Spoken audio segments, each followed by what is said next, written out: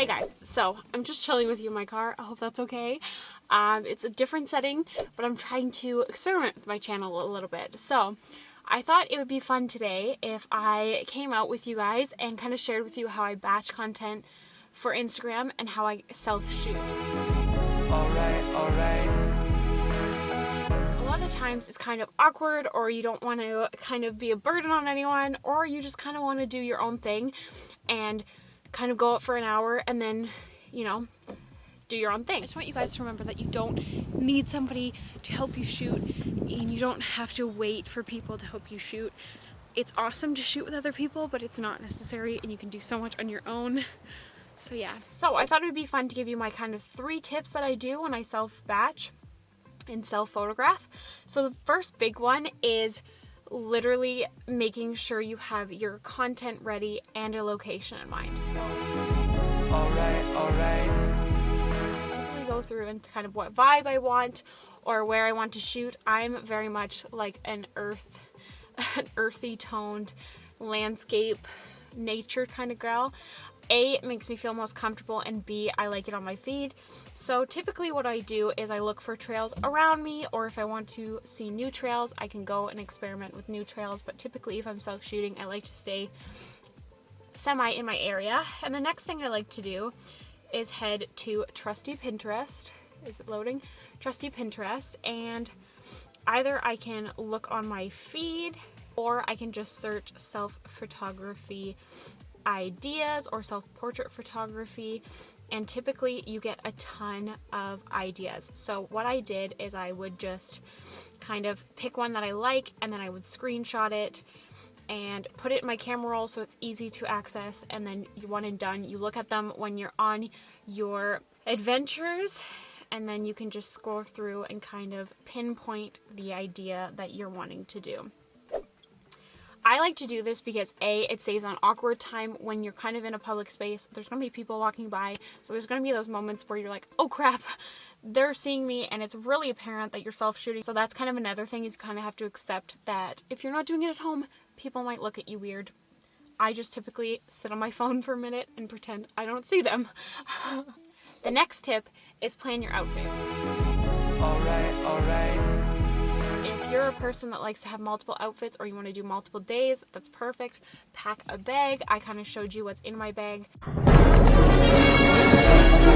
the lever, Crunk.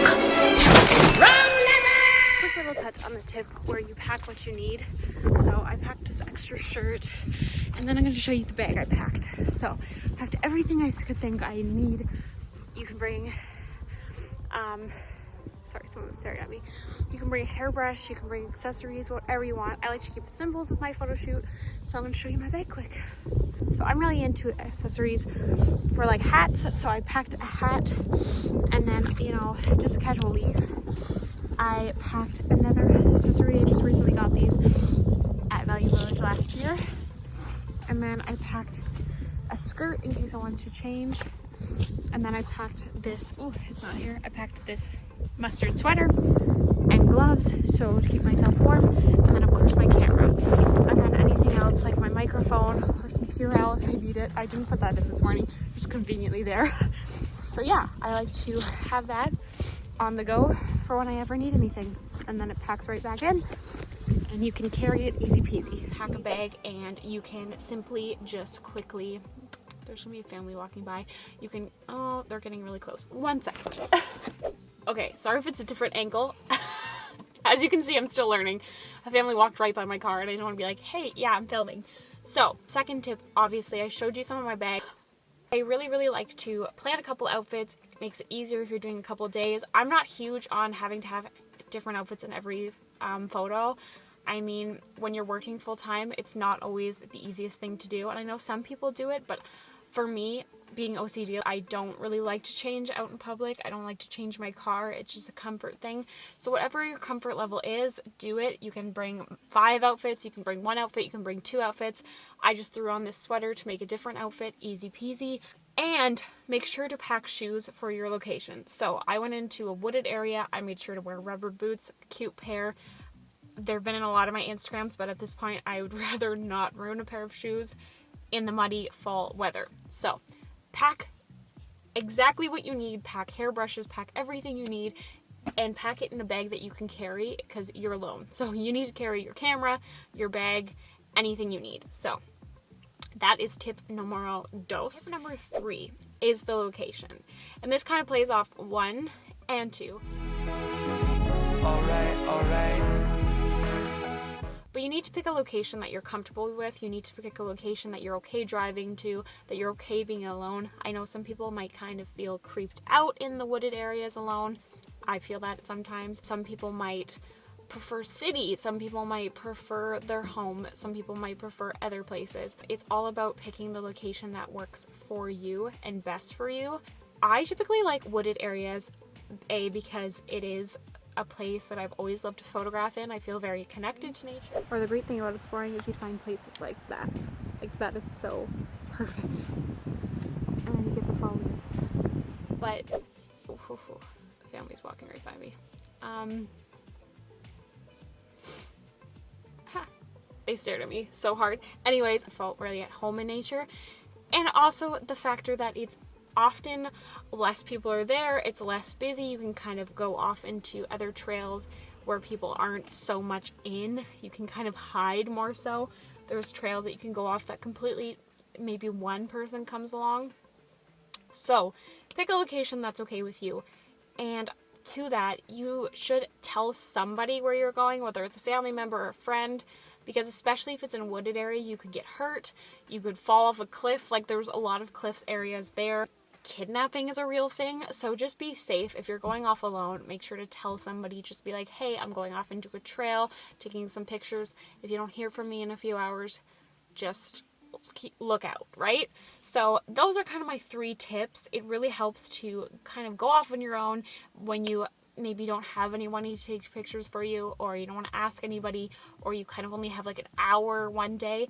Quickly jet off into your own. Use these 3 tips. Easy peasy. And I showed you along the way how I, like, tips in the field, you would say, and I showed you kind of some behind the scenes of how I take the pictures.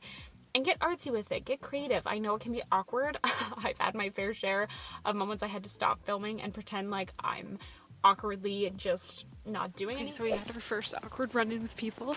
I'm on a busier trail, so I thought maybe because it was cold it wouldn't be that busy, but it is. So that's kind of the thing with shooting by yourself. It's a little more awkward too. You have to be like, oh, it's a great angle. You have to be like, what? I'm not doing anything. So we tried to get a picture. It didn't work out. It's a little bit blurry. So we're just going to move a little bit up and see how that works. Yeah, you can get through it. People will judge anyways, so you might as well have some fun. Yeah, it's a blast. I probably have gotten like a good week's worth, depending on how long you go out, obviously. And you have to kind of accept that blurry photos will happen. You'll have to reshoot photos. It might take a couple tries to get the photo you're looking for, because obviously you're doing it all yourself. So give yourself a break, have fun with it, and enjoy your photos. So now I'm going to go treat myself. That is tip number 4, treat yourself, because you just did something that was probably awkward and fun at the same time. So go grab a Starbucks, go grab a cookie, whatever, have fun with it, and enjoy the rest of your day. I hope you guys enjoyed this video. Make sure to subscribe if you did. I hope you like this weird location, but you know, we're on the move, people. Yeah, don't forget to follow me on social medias to see these pictures. And yeah, I hope you guys enjoyed this video so much, and I love you guys so much, and I'll see you later. Bye.